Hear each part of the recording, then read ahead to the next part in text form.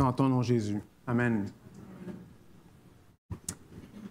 Si vous venez chez mes parents, chez ma mère, c'est un peu la même chose chez nous aussi, mais chez ma mère, c'est particulièrement, c'est une caractéristique.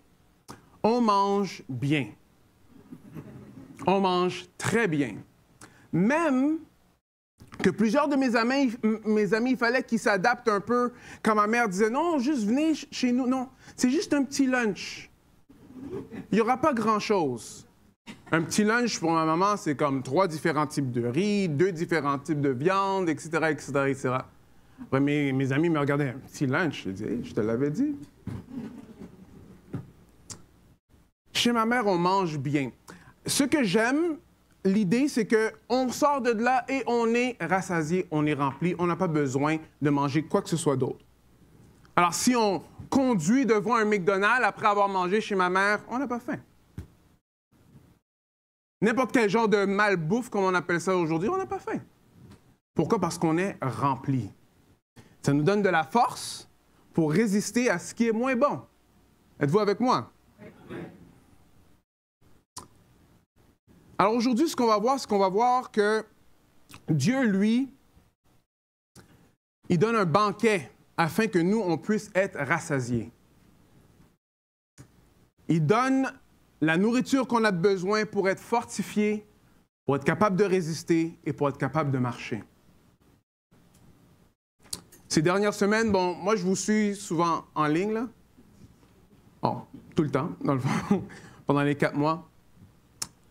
Et en tout cas, je suis vraiment reconnaissant. Vous devriez vraiment glorifier Dieu pour tous les différents prédicateurs qui sont venus, qui étaient fidèles, qui ont prêché la parole de Dieu. Amen. Le Seigneur est bon. J'aimerais faire un petit résumé de la section dans laquelle où est-ce qu'on est en ce moment. Parce on va arriver au 4e discours de Jésus. Et cette section-là, elle commence à Matthieu 13, 53, et après là, maintenant, on est rendu jusqu'à 15. Mais je vais vous donner un petit résumé de où est-ce qu'on est, afin qu'on comprenne un peu qu'est-ce qui est en train d'être dit dans la parole de Dieu ce matin. Okay? Dans la section dans laquelle où est-ce qu'on se situe, on pourrait dire que Matthieu est en train de mettre l'emphase pour répondre à la question « Qui est Jésus? » Alors, on a parlé du royaume, on a parlé de comment que ça fonctionne dans le royaume, mais maintenant, il y a plusieurs histoires qui nous font poser la question, alors, qui est Jésus? Et Matthieu, lui, il met ces histoires-là afin que nous, on puisse comprendre qui est Jésus. Un autre emphase dans cette section on va voir que ce n'est pas seulement qui est Jésus, mais, OK, ça change quoi dans ma vie que Jésus est Jésus? Alors, chaque histoire on va voir à travers cette section, on se pose la question, qui est Jésus? Ça nous montre qui est Jésus. Et après, bon, alors qu'est-ce que ça change dans ma vie? Comment que ça va faire en sorte que moi, je puisse vivre différemment? Alors, je ne sais pas si vous vous rappelez, mais au début de la section, Jésus retourne chez lui. Et il va voir sa famille, il va voir sa ville, Nazareth. Et eux, ils sont bien contents de le voir. Oui, très contents. Il fait des miracles et il parle avec sagesse. Par contre, ils disent, « Ah, mais lui, c'est le fils de Marie, c'est le fils de Joseph. Ça ne peut pas être quelqu'un de spécial. » Et voici ce que ça dit dans la parole. « Et il était pour eux une occasion de chute. Mais Jésus leur dit, un prophète n'est méprisé que dans sa patrie et dans sa maison. » Alors ici, on voit qui Jésus est et on voit comment que le monde réagit face à Jésus. Jésus, qui est le prophète, est rejeté dans sa propre patrie. Prochaine histoire, c'est Hérode. Alors, Hérode pense que Jésus, c'est Jean-Baptiste qui est ressuscité. Pourquoi? Parce qu'il a des remords. Il a tué Jean-Baptiste. Il a fait tuer Jean-Baptiste et là, il pense que Jean-Baptiste y est retourné en Jésus pour venir le chercher. Encore une fois, qui est Jésus? Ça suit avec une multiplication de pain. Parce qu'on voit que Jésus, lui, il nourrit 5000 Juifs. Ensuite, on voit Jésus qui marche sur l'eau. Wow! Et dans cette histoire-là, intéressant, Pierre dit, « OK, Seigneur, tu marches sur l'eau, alors est-ce que moi, je peux faire la même affaire que toi? » Moi, je dis, « Ah, viens. » Après, Pierre marche sur l'eau, mais après, il doute, commence à couler, mais Jésus le sauve.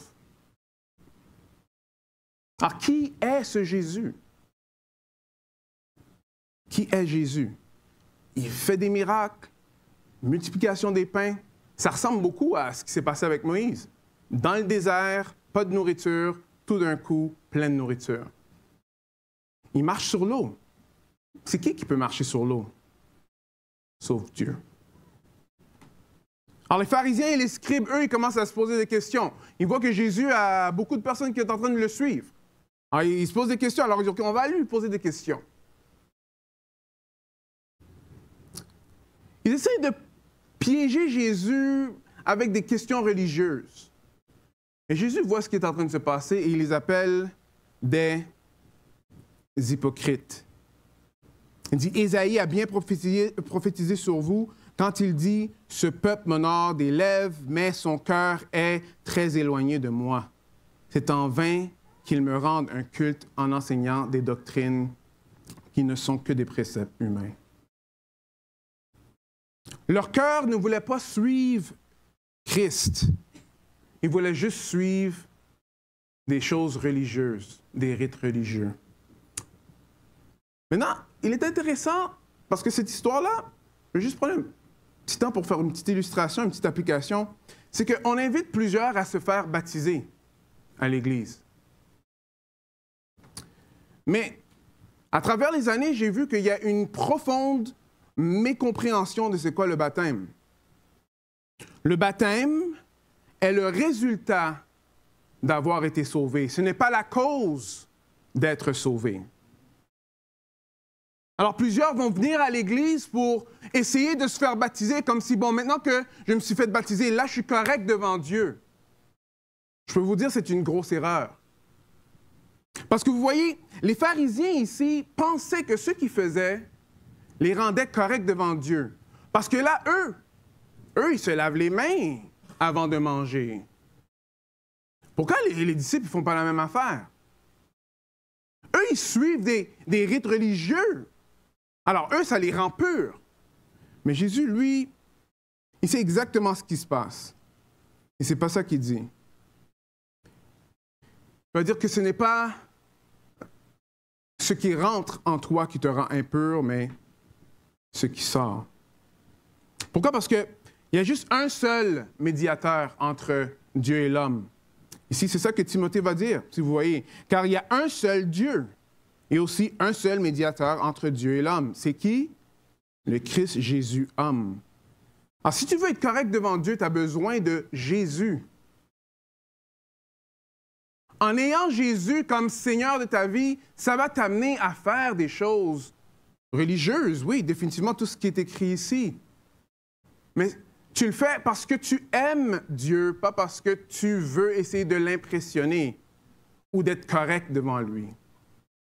Même si ça fait des années que tu marches avec Christ, il faut faire attention, parce que notre cœur a tendance à retourner dans ça. Ah, aujourd'hui, j'ai eu un bon temps à l'Église. Ah oui? Ouais, c'était... La louange était... Ah, wow! Ah, c'est bon. OK, cool. La semaine d'après,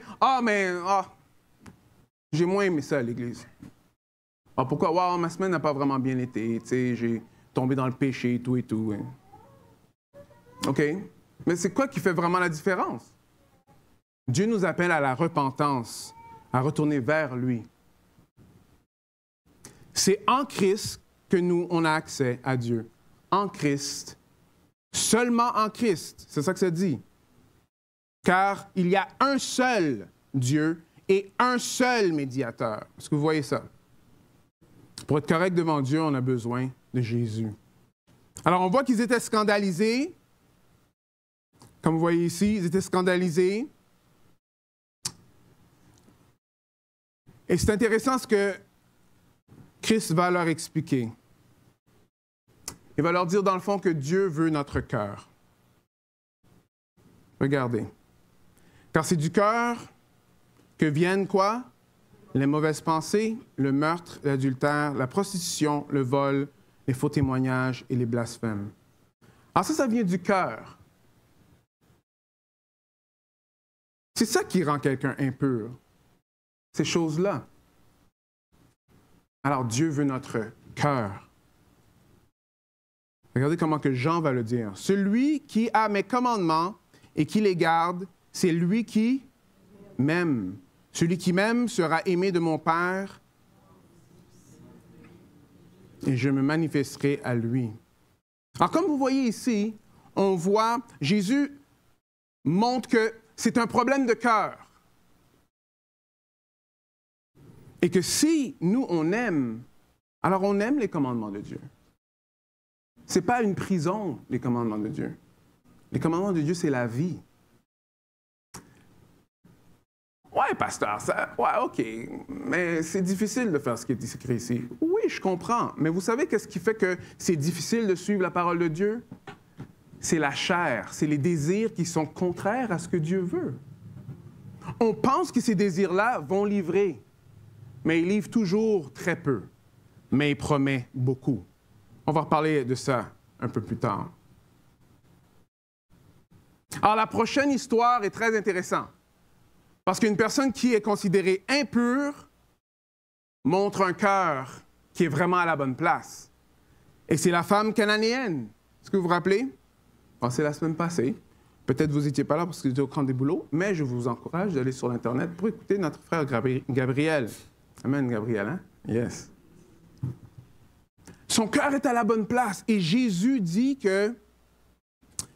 Il dit ceci, « Ô femme, ta foi est grande. Ô femme, ta foi est grande.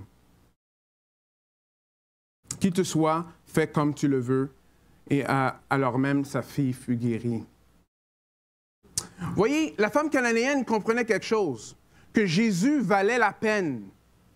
Jésus valait la peine de se faire mépriser, de se faire rejeter par une autre culture, qui la voyait comme un chien,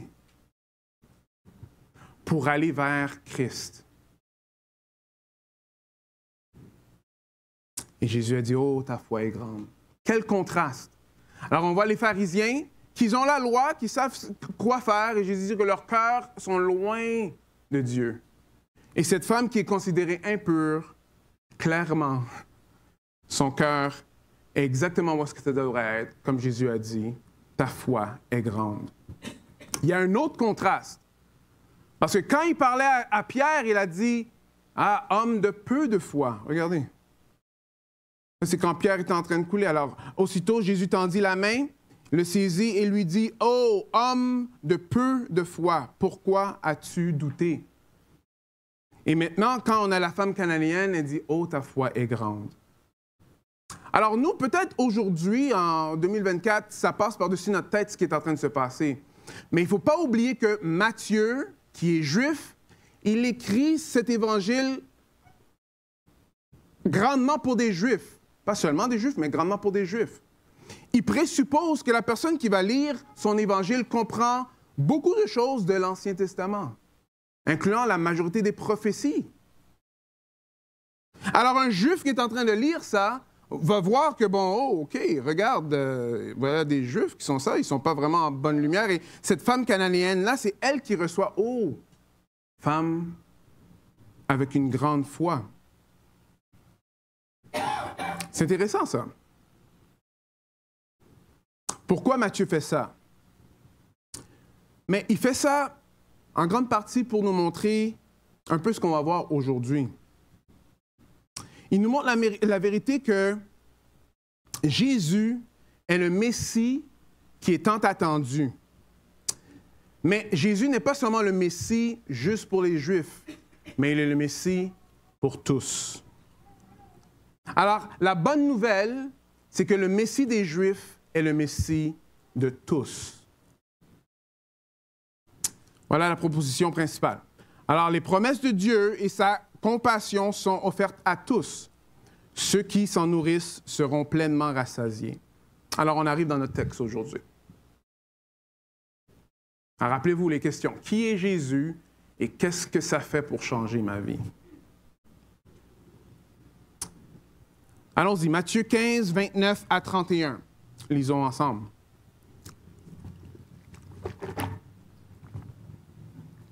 Êtes-vous là?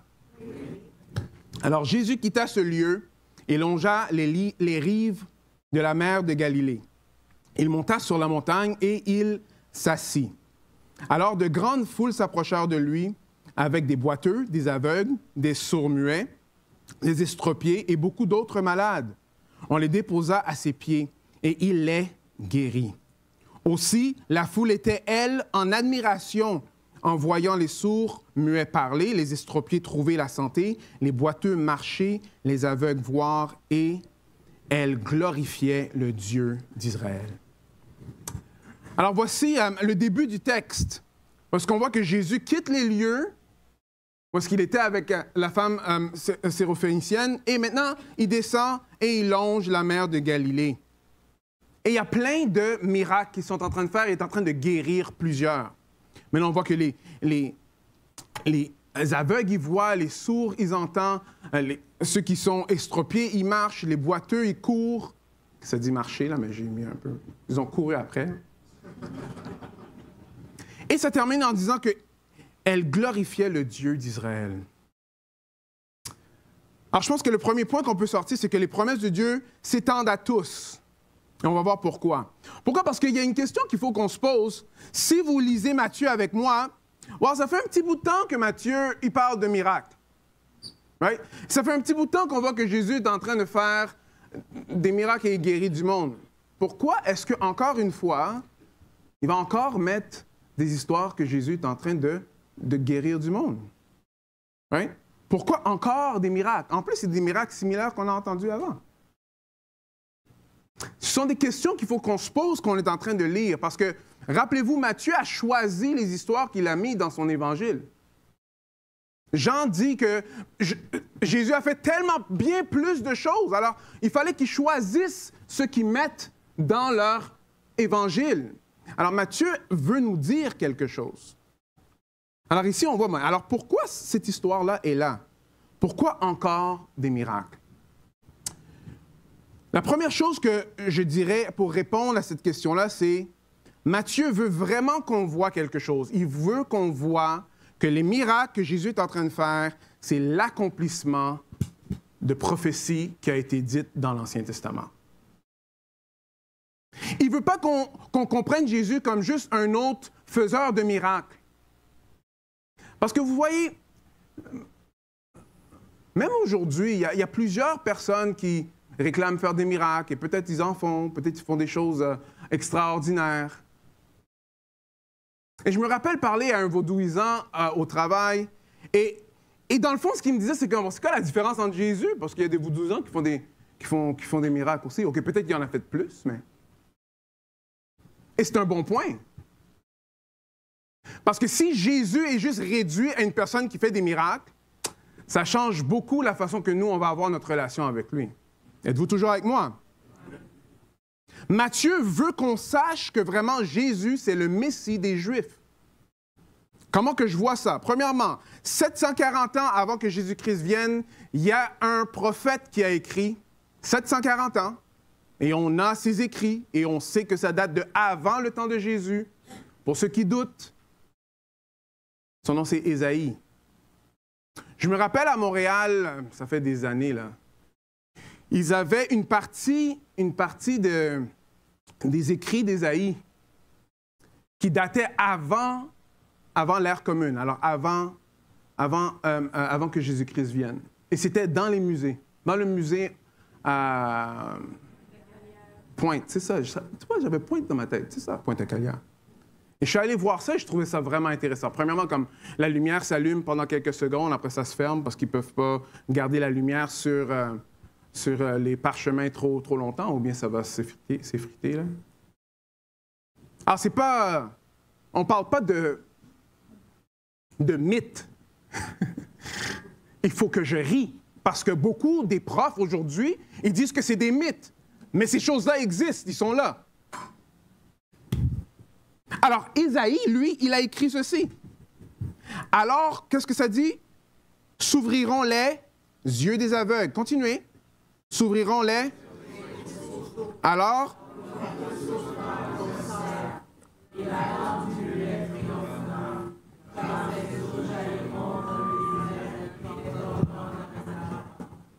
Je vous pose une question. Est-ce que c'est comme une coïncidence que Matthieu l'a écrit de même? Non, il fait une référence à une prophétie qui a été donnée depuis l'Ancien Testament. Très important de ne pas manquer ça. Ce que Matthieu veut qu'on voit, l'emphase, c'est que Jésus n'est pas juste un autre faiseur de miracles, une autre personne qui a beaucoup de charisme, qui s'appelle le Messie. By the way, il y a beaucoup de personnes qui s'appelaient le Messie dans le temps de Jésus, là. Jésus, ce n'est pas le seul là, qui s'appelle le Messie. Il y en a plein qui s'appellent le Messie. Mais Jésus, lui, qu'est-ce qu'il est en train de faire? Il est en train de prouver par les miracles.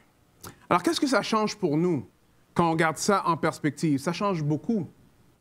Parce que si on manque ce point-là, souvent, ça va nous emmener à penser à Jésus, dans le fond, comme un Père Noël juif qu'on voit sur The Chosen, là, genre. Qu'est-ce que tu veux dire, pasteur? Je veux dire, dans le fond, Jésus est juste là pour faire des miracles. Et quand je prie, s'il ne fait pas des miracles dans ma vie, ça veut dire qu'il n'existe pas. J'entends personne? Mais je suis sûr qu'il y en a plusieurs qui ont déjà pensé ça. Oui, je comprends, mais il faut lire ce que la parole de Dieu nous laisse. N'entendez pas que je dis que Jésus n'est pas capable de faire des miracles aujourd'hui. C'est pas ça que je suis en train de dire. Mais je vais clarifier pour dire, non, clairement, si on voit notre relation avec Dieu, dans le fond, je prie, Dieu répond à mes désirs, n'importe quel désir que j'ai, mais c'est pas comme ça que Dieu nous présente Christ. Vous êtes toujours avec moi? Alors, si on manque ce point crucial aussi, une autre chose que ça peut faire, c'est que cela nous emmène à penser à notre relation avec Jésus. Bon, en tout cas, notre relation avec Jésus va changer beaucoup. Pourquoi? Parce que notre relation avec Jésus va être basée, dans le fond, sur ce que lui peut faire pour moi. Dans le fond, on devient le centre de l'univers. Right? Mais quand on lit la parole de Dieu, on voit que, clairement ici, Jésus nous montre qu'on n'est pas le centre de l'univers, mais que c'est lui le centre de l'univers. La vie ne peut pas être centrée sur moi. Pourquoi? Très clairement, le salut vient des Juifs. C'est le Messie pour les Juifs. Et oui, ensuite pour les païens. Est-ce que vous voyez ça? Alors, être chrétien n'est pas quelque chose qui nous est dû.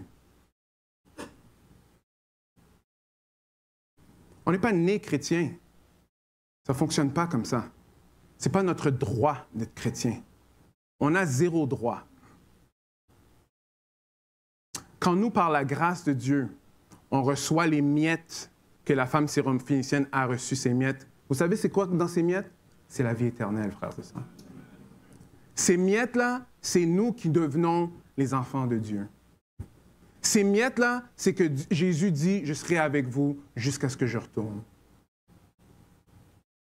Comme notre frère l'a dit la semaine passée, on a besoin d'avoir un esprit d'humilité. D'humilité, juste de réaliser que nous, on est des païens. Des païens, c'est toutes nous.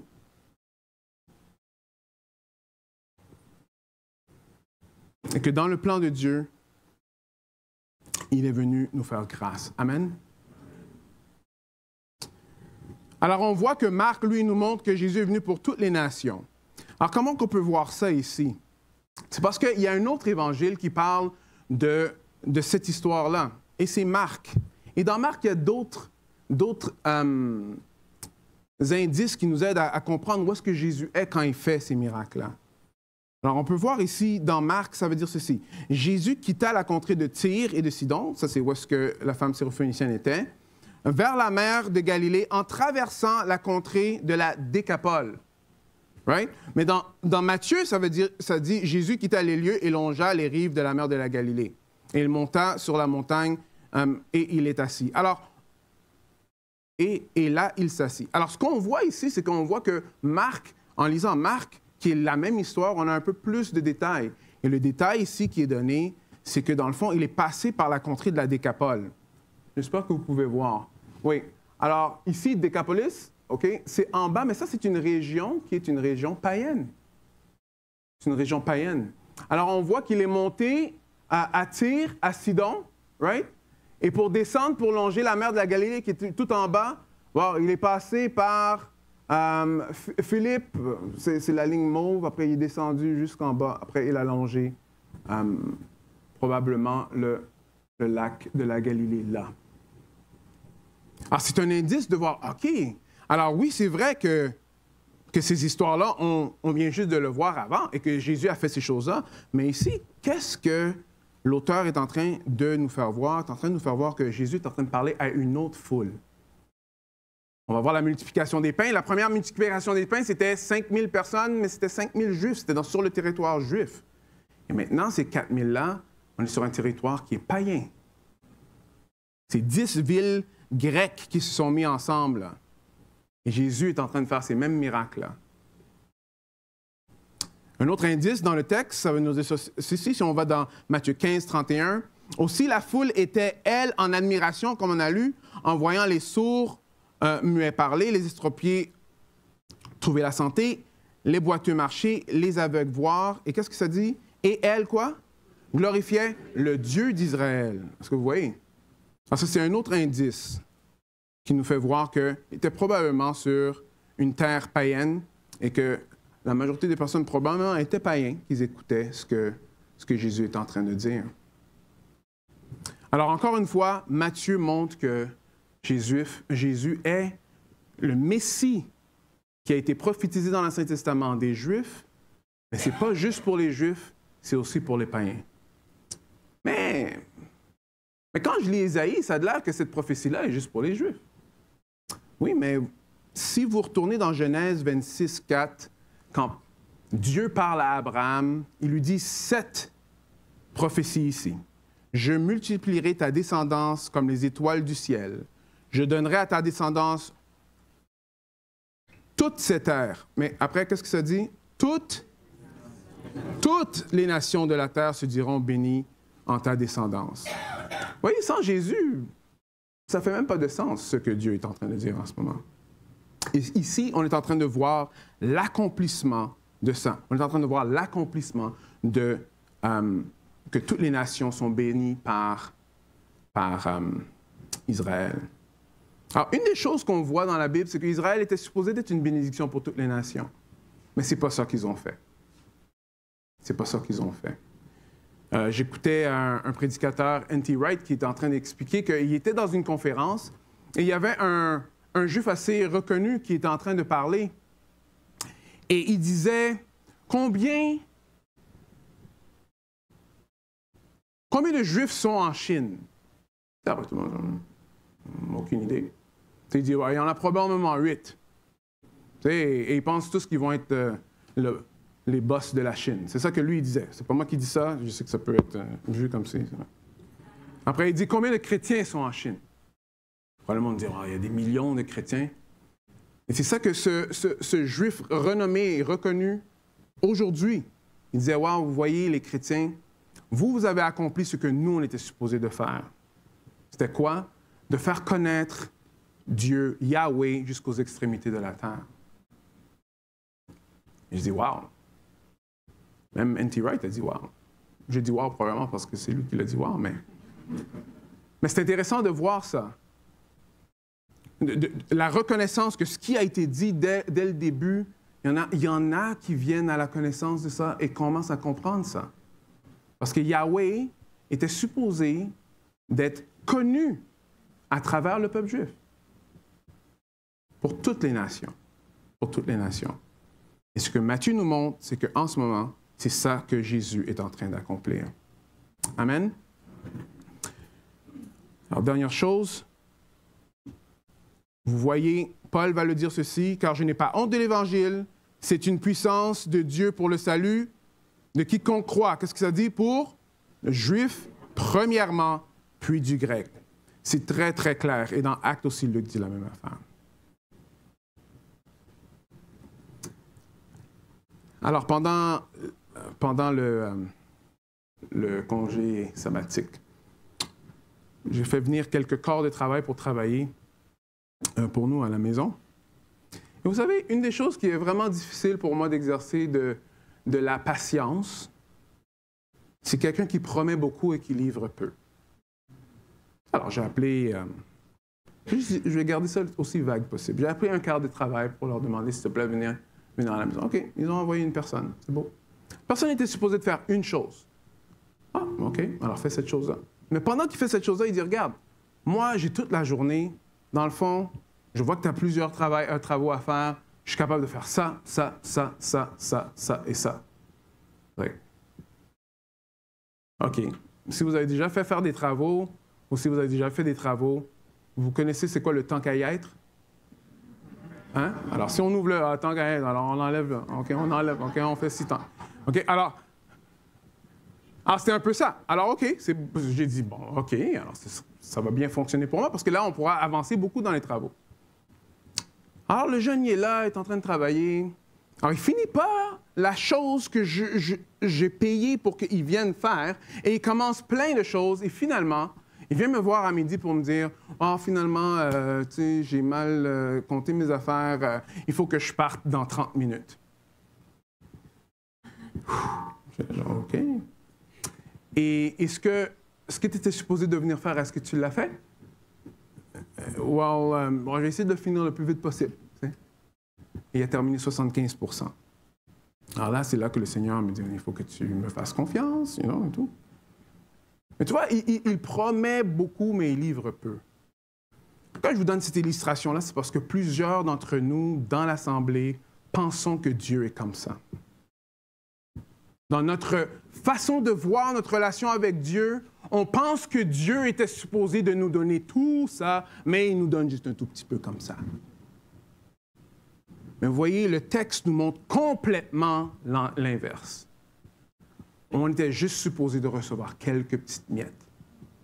Mais ces miettes-là représentent bien plus que ce qu'on peut même imaginer ou penser. Êtes-vous avec moi? Faisons attention quand l'ennemi veut nous attaquer pour nous dire « Ah, ta vie devrait être meilleure. Ça ne devrait jamais être comme ça.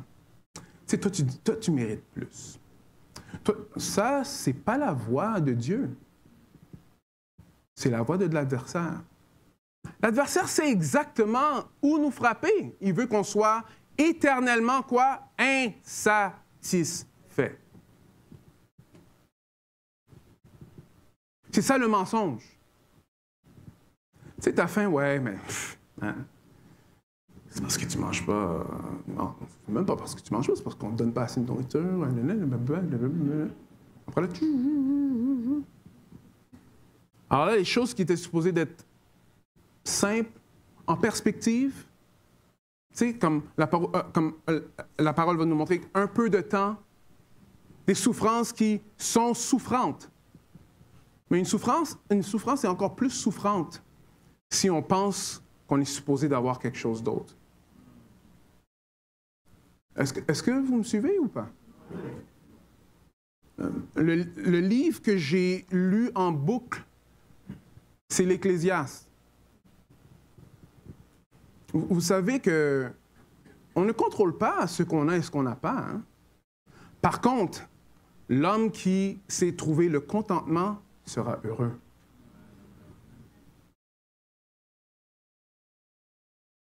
Si Dieu nous donne ça, amen. Mais c'est juste amen jusqu'à ce qu'on regarde le plat de l'autre. Mais je me rappelle de ça quand j'étais plus jeune. Mais pourquoi moi j'ai juste une viande et lui il en a 2? Ma mère répondrait, mais moi, mon devoir c'est de te donner de la nourriture. Est-ce que tu en as? Non. Vous n'êtes pas avec moi? Est-ce que tu en as? Alors voilà. C'est important de comprendre ça. Parce que les médias sociaux, notre société, les cœurs de nos amis proches même, et ils ne le font pas avec un cœur malicieux, honnêtement. Mais des fois, les conseils qui ne sont pas axés sur la parole de Dieu peuvent nous rendre, pour nous faire avoir encore plus faim qu'on devrait l'être. Ou juste carrément, juste pas voir les bénédictions que Dieu nous donne déjà. Que Dieu nous donne déjà.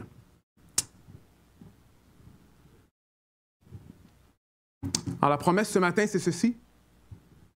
Une bonne nouvelle pour toi, si tu ne l'as pas oublié, car Dieu a tant aimé le monde qu'il a donné son Fils unique, afin que quiconque croit en lui ne périsse point, mais qui ait la vie éternelle. Dieu envoie son Fils mourir pour tes péchés à ta place. Lui, il paye ce que toi, tu dois payer, ce que moi, je dois payer, et il nous donne la vie éternelle.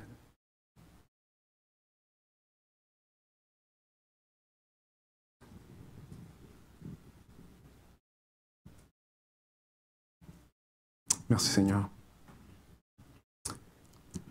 Allons-y. Je vois que ça fait un petit bout de temps que je ne vous ai pas vu parce que on est juste au deuxième point. On y va. Alors, Jésus appela ses disciples et dit, « J'ai compassion de cette foule car voilà 3 jours qu'ils restent avec moi et n'ont pas de quoi manger.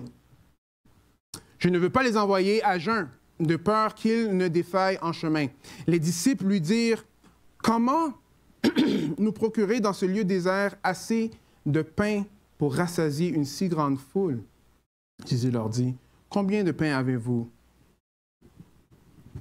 7, répondit-il, et quelques petits poissons. La compassion de Dieu est pour tous. Alors, la première chose qu'on a vue, on a vu que les promesses de Dieu s'étendent à tous. Et maintenant, la compassion de Dieu est pour tous. Est pour tous. Alors ça, c'est un des miracles qui a frappé tous les disciples parce que ça se trouve dans chacun des évangiles, la multiplication des pains. Mais le 4000 là, qu'on est en train de voir en ce moment, ça se trouve juste dans Matthieu et dans Marc. Alors, dans Matthieu et dans Marc, il en parle de deux miracles. Alors, il y en a qui ont dit que c'est exactement la même affaire. Sauf que des fois, je ne comprends pas certains commentateurs, c'est comme s'ils n'ont pas lu. Parce que si vous allez dans Matthieu 16, 9 et 10, c'est Jésus qui va dire, « Vous ne saisissez pas encore et vous ne vous rappelez pas les 5 pains des 5000 hommes et le nombre de paniers que vous avez emportés, ni les 4000 hommes. » Alors, même Jésus affirme qu'il y en a eu 2. Et le nombre de corbeilles que vous avez emportés. Alors, je ne veux pas faire comme si je suis plus intelligent que les érudits. Je sais que c'est parce qu'ils essayent de discréditer certains textes. Par contre, le texte que nous, on a, nous montre clairement qu'il y a eu deux multiplications des pains. Ici, là, ce que j'aimerais qu'on voit, c'est que Jésus dit « J'ai compassion pour cette foule ». Une des choses qui est différente avec le miracle qu'il a fait avec les 5000 hommes et celui des 4000 hommes, c'est que Jésus est celui qui initie et qui dit « Je vois que le peuple a faim ». Parce que dans les 5000, c'est les disciples qui viennent le voir. Jésus a compassion. Compassion, c'est comme avoir mal dans ton cœur pour quelqu'un et agir d'après ce mal-là. Ma façon de donner une définition. Jésus a compassion. Vous voyez, Dieu a compassion pour nous. La compassion pour nous. La compassion de Jésus, premièrement, voit le problème. Alors, il voit que ça fait 3 jours qu'ils sont avec lui. Il voit qu'ils n'ont pas assez de vivre. Il voit qu'ils doivent retourner. Et il voit que, dans le fond, que s'ils ne mangent pas, ils peuvent tomber en chemin. La compassion de Jésus voit le problème. Frères et sœurs, Jésus voit le problème. Je ne sais pas ce que tu vis dans ta vie en ce moment, mais Jésus voit les mêmes choses que toi tu vois. Je vais même aller plus loin. Jésus voit au-delà même de ce que toi tu vois. Jésus voit ton problème. Si la foule était là, il y a une raison, c'est dans le plan de Dieu. Jésus sait ce qui est en train de se passer. Ce n'est pas une erreur qu'ils sont là. Il voit ce qui se passe. Jésus voit ton problème et il n'est pas indifférent parce qu'il y a de la compassion pour nous. Deuxième chose de la compassion de Jésus, c'est que Jésus te voit.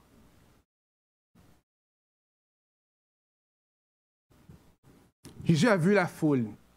Il a vu ceux qui sont en train de le suivre. Il les voit. Une des choses les plus difficiles quand on passe à travers un moment difficile, c'est qu'on pense qu'on le fait seul. Ou quand on parle à du monde, on voit que le monde n'y comprenne juste pas.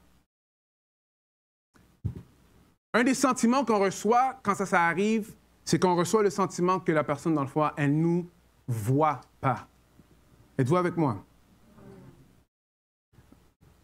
Être vu ne se réfère pas seulement à, dans le fond, que quelqu'un te voit physiquement, là.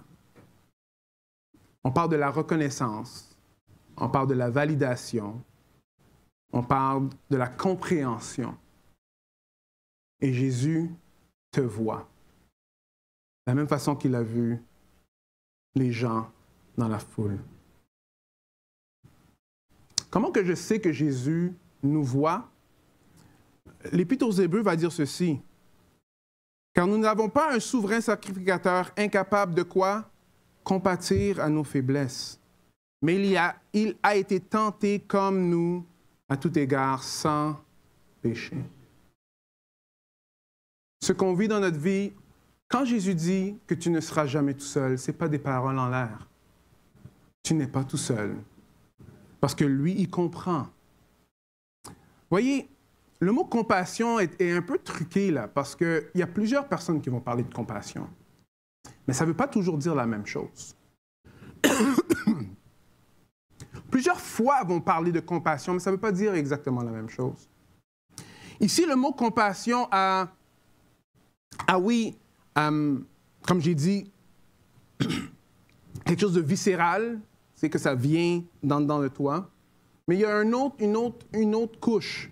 L'autre couche, c'est comme, en hébreu, là, le mot compassion a une idée de comme une maman qui prend soin et qui protège ses enfants. Intéressant. Right. Mais vous voyez, on peut voir la compassion d'une façon que c'est genre, OK, je suis là pour protéger, mais juste protéger et être juste en même temps. Vous voyez, Dieu, lui, c'est intéressant parce que la façon que lui, il nous aime, la façon qu'il a compassion envers nous, c'est pas vraiment juste pour lui. Nous, on aime ça, nous, mais c'est pas juste pour lui. Parce que quelqu'un, il faut mourir pour le péché. Est-ce que vous écoutez ou pas? Et c'est ça que Jésus-Christ a fait. Il est venu mourir pour nos fautes, à notre place. Il se mêle avec nous. Ce n'est pas un Dieu détaché, une force dans les airs.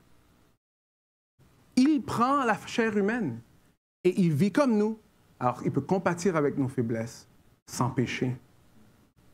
C'est pour ça que quand on parle de la compassion biblique, c'est plus que simplement un feeling dans de nous. C'est plus que faire des actions pour aimer. C'est plus que juste une maman qui est en train de prendre soin de ses enfants. Non, c'est un Dieu qui est prêt à même aller mourir pour nous. C'est une très grosse différence, guys. Parce que la compassion dans le monde va s'arrêter à 1 ou à 2. Et ça sonne bien parce que c'est partiellement vrai, mais ce n'est pas complet. Bon, ce n'est pas complet pour la condition humaine.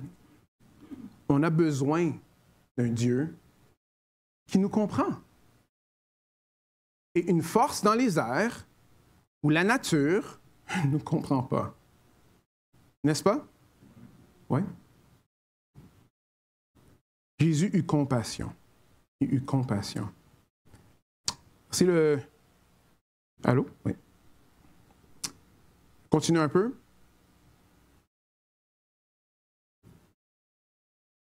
Il eut compassion de la foule parce qu'ils n'avaient rien à manger. Ils étaient dans un lieu désert.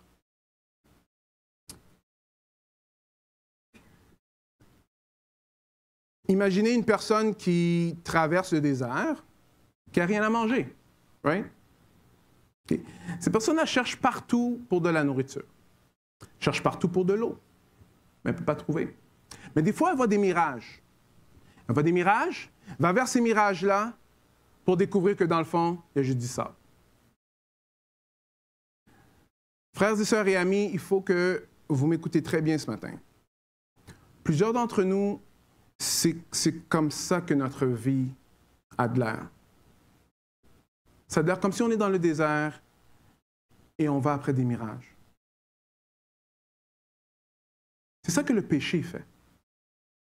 Le péché promet beaucoup et livre peu. Jésus a vu qu'ils étaient dans une place où est-ce que, si ce n'est pas lui qui fait un miracle, il n'y a personne qui va manger. Alors je sais que peut-être dans nos vies, on est en train de vivre dans une place désertique. On va vers des mirages. YouTube, les vacances, les relations, notre mari, notre épouse, nos enfants. Et on découvre que finalement, on est juste en train d'aller après du sable. Jésus ici est en train de nous montrer quelque chose. Que non seulement qu'il a la compassion pour nous, mais que lui, quand lui, il donne de la nourriture, il donne de la nourriture dans les places les plus désertiques. Il y a une bonne nouvelle, encore une fois. Jésus, lui, dans ton désert, il peut te nourrir. Moi, je ne suis pas capable de te nourrir. Ce que tu cherches là, ce que tu poursuis, n'est pas capable de te nourrir. La seule personne qui peut te nourrir, c'est Jésus. Pour terminer, on voit ici, alors il invita la foule à s'asseoir par terre, prit les 7 pains et les poissons, et après avoir rendu grâce, il rompit et les donna à ses disciples, et les disciples les distribuèrent à la foule. Tous mangèrent et furent quoi? Rassasiés. Et on emporta 7 corbeilles loin des morceaux qui restaient. Ceux qui avaient mangé étaient 4000 hommes et 4000 femmes et les enfants. Et finalement, ensuite, il renvoya la foule, monta dans la barque et se rendit à la contrée de Magadan. 2 choses. Premièrement, multiplication des pains, ce n'est pas seulement Jésus qui l'a fait. Il y a un autre prophète qui a fait des multiplications des pains dans l'Ancien Testament. Son nom, c'est Élisée. Je ne vais pas le lire, mais finalement, il y a environ... OK, je vais le lire. Je vois qu'on est en train de lire. Un homme arriva à Baal-Shalisha. Il faut faire attention à ces mots-là. Il apportait du pain, des prémices à l'homme de Dieu, 20 pains d'orge et du blé nouveau dans son sac. Élisée dit, « Donne à ces gens et qu'ils mangent. » Son assistant répondit, « Comment pourrais-je en donner à 100 personnes? » Mais Élisée dit, « Donne à ces gens et qu'ils mangent, car ainsi parle l'Éternel. » Alors, on mangera et on aura de reste. Alors, il mit alors les pains devant eux, ils mangèrent et eurent de reste selon la parole de l'Éternel. Alors, comme vous voyez ici, Élisée a fait un miracle de multiplication des pains aussi. Alors, mais si Élisée l'a fait et Jésus l'a fait, qu'est-ce qu'il y a de si spécial? On voit que ce n'est pas la même envergure. Est-ce que vous voyez ça, hein? Ce n'est pas de la même envergure. 100 personnes, 4000, dans le fond 9000, plus les enfants. En tout cas, ce n'est pas un petit miracle. Matthieu nous fait voir que Jésus est en train de nous montrer que lui, c'est vraiment le pain de vie. Lui, il est capable de nourrir ce qu'on a de besoin. Vous voyez, guys, la vie chrétienne n'est pas très compliquée que ça. Pourquoi? Parce qu'on n'est pas si compliqué que ça en tant qu'humain. On est compliqué, mais pas si compliqué que ça. Ça se résume à ceci. On essaye de se remplir parce qu'on a faim. On essaye de trouver quelque chose qui nous rassasie. Alors, quelqu'un qui est pour le succès, vous allez voir tout ce qu'il est en train de faire. Mais pourquoi? Parce qu'il pense que le succès va rassasier. Quelqu'un qui c'est sa famille, alors il se donne à droite et à gauche pour sa famille, qui est très louable, mais finalement, si c'est juste pour ça, bon, c'est parce qu'ils essayent de se rassasier. Alors, Jésus parle très simplement. Je suis le pain de vie, je suis celui qui peut vous rassasier. C'est ça l'histoire ici qu'on voit, que Matthieu veut qu'on voit. Que Jésus, lui, il nourrit. Jean va le dire comme ceci. Jésus leur dit, « Moi, je suis quoi? Le pain de vie. Celui qui vient à moi n'aura... » Il y aura des fois faim. C'est ça qui est... ça peut arriver d'avoir faim, c'est ça?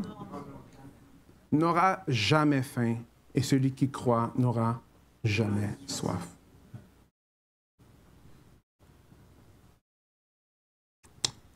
On a besoin de se retourner vers Christ. Je prie que ce matin, là, que le Seigneur peut nous faire réaliser les mirages qu'on essaye de courir après. réaliser les choses qu'on essaie de prendre pour essayer de nous rassasier. Et que par sa grâce, qu'on réalise que ça ne nous rassasie pas. Pourquoi? Pas parce que je ne veux pas que vous soyez rassasiés, au contraire. Quand on réalise que ces choses-là ne nous rassasient pas, là, on se tourne vers Christ parce que c'est lui qui va nous donner ce qu'on a besoin. Alors, quand vous allez chez ma maman, vous allez bien manger. Et ce sera beaucoup plus que vous pensez. Mais je vais vous dire qu'avec Jésus, c'est encore beaucoup plus grand que ça.